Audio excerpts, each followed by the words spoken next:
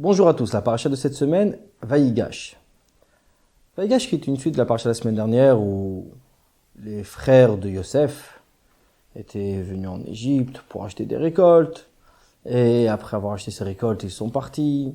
Yosef les avait accusés d'espions. Il les a gardés, puis les a renvoyés avec les bourses d'argent à l'intérieur de leur paquet.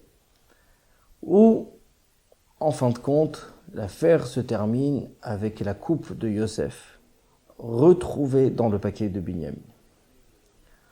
Alors évidemment, que Binyamin déjà soit parti en Égypte était un grand effort pour Yaakov. Yaakov ne voulait pas, avait peur du danger.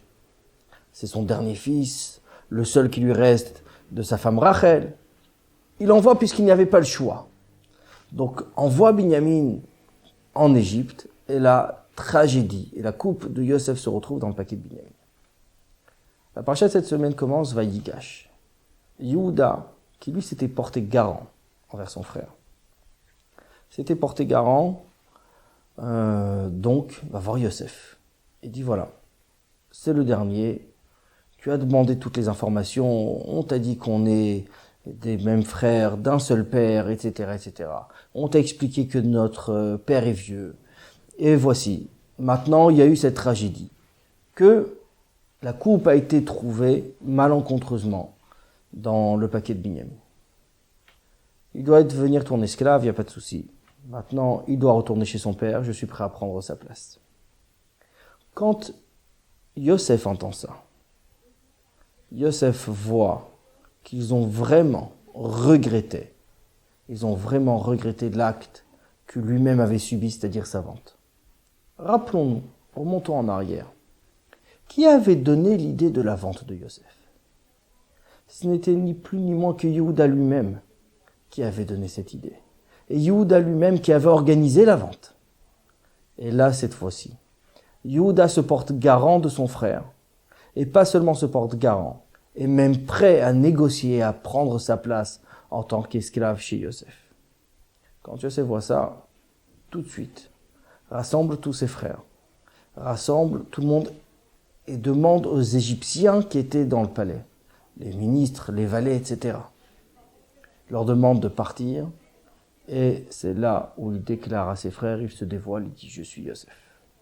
Évidemment, tout de suite, les frères ont peur, sont pris de peur, de panique. Yosef, qui est vice-roi d'Égypte, ils sont seuls au palais avec lui, ils risquent de les tuer ou de faire quoi que ce soit. C'est là où Yosef leur dit « Ne vous inquiétez pas, approchez-vous. Ne vous inquiétez pas, ne vous en faites pas, car c'est Dieu qui m'envoie. Allez, préviens mon père, dites-lui que je suis vivant, et qu'il vienne, et qu'il revienne tout de suite, qu'il vienne en Égypte. » En effet, c'est ce qui va être fait. Yosef leur dit, dépêchez-vous, ne perdez pas de temps. Ne vous attardez pas sur la route. Il leur donne des provisions, tout le nécessaire. Il les envoie d'ailleurs avec des charrettes. On prévient chez Pharaon. On prévient chez Pharaon que les frères de Yosef sont là. Pharaon dit, installez là où tu veux. Et qu'ils viennent. Et il donne également des charrettes. Par contre, quand les charrettes de Yosef arrive chez Yaakov. Yaakov dit « Od Yosef bnichai, mon fils Yosef est encore vivant. » On dit pourquoi maintenant? Puisqu'il a vu les charrettes que Yosef lui a envoyées. Quelles sont ces charrettes? C'est une allusion que Yosef envoie à son père.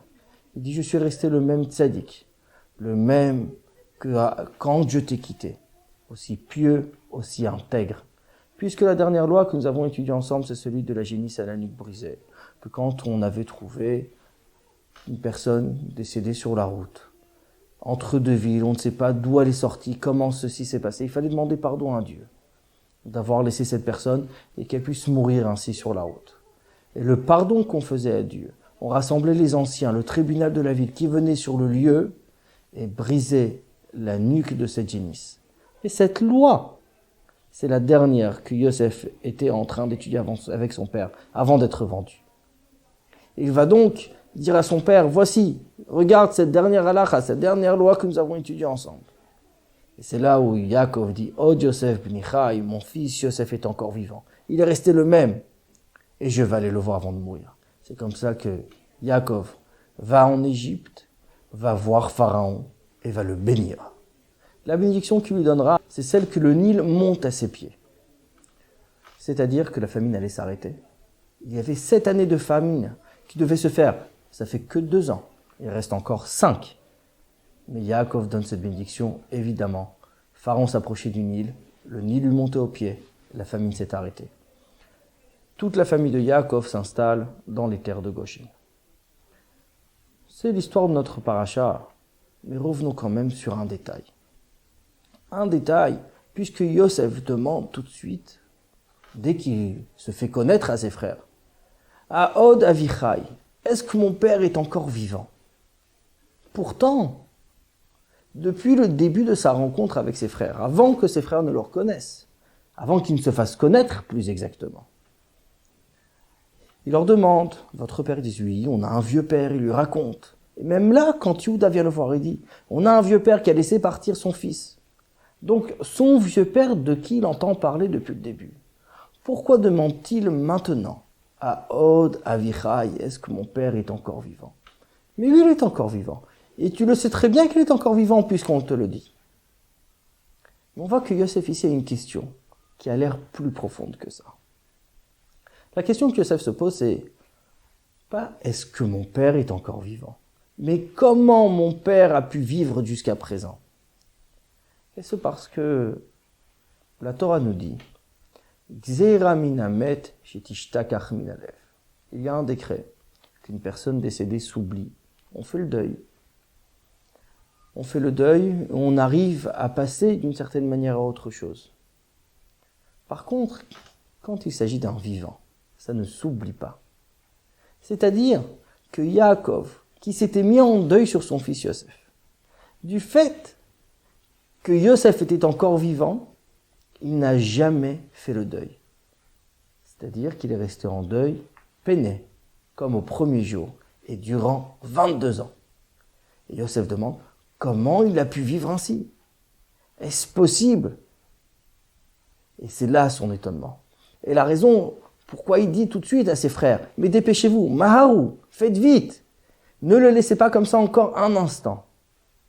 Et s'il a tenu 22 ans, il peut tenir peut-être encore 2 jours. Yosef dit non. C'est la souffrance d'un tzaddik. Nos textes disent que Yaakov a été puni, si on peut s'exprimer ainsi, par Dieu, du fait qu'il s'est éloigné de ses parents durant 22 ans, le temps qu'il était chez Lavan. Il s'est marié, il a été 14 ans pour se marier, donc 7 ans pour Rachel, 7 années après pour Léa, puis encore 5 ans pour son troupeau et les 2 années de voyage. Et ces 22 ans où il s'est séparé de ses parents, où il n'a pas respecté ses parents, Dieu dit, ces 22 années-là, ton fils préféré aussi s'écartera de toi. Et ce sont ces 22 années. Et Yosef le sait, par esprit divin, par prophétie. Il sait que les 22 années sont terminées. Il dit maintenant que c'est fini, Maharou, dépêchez-vous, montez vite chez mon père et dites-lui que je suis vivant. La punition, le temps que Dieu a décidé est fini, est terminé. On ne laisse pas souffrir Yaakov 1 minute de plus. Et donc il faut se dépêcher, il faut tout de suite partir. D'ailleurs, si Yosef était tellement pressé de voir son père, pourquoi ne va-t-il pas lui-même? Pourquoi ne monte-t-il pas lui-même voir son père? Pourquoi il envoie ses frères et que Yaakov devrait descendre? Et c'est là où Yosef répond dans la même phrase. Il dit, sachez, je suis là, ce n'est pas parce que vous m'avez vendu. Je suis là, ce n'est pas parce que il y a eu ces épisodes tragédiques. Mais je suis là car Dieu m'a envoyé. Dieu m'a envoyé pour vous nourrir. Dieu m'a envoyé pour que je devienne aujourd'hui le vice-roi d'Égypte. Je suis là en mission. Et du fait que je suis en mission, je ne peux pas quitter cette mission dans laquelle Dieu m'a placé, dans laquelle Dieu m'a mis, et je dois y rester. Je dois y rester. Et c'est pour ça que Yosef dit, allez et ramenez-le ici. Ramenez-le ici, car je ne quitterai pas ma mission.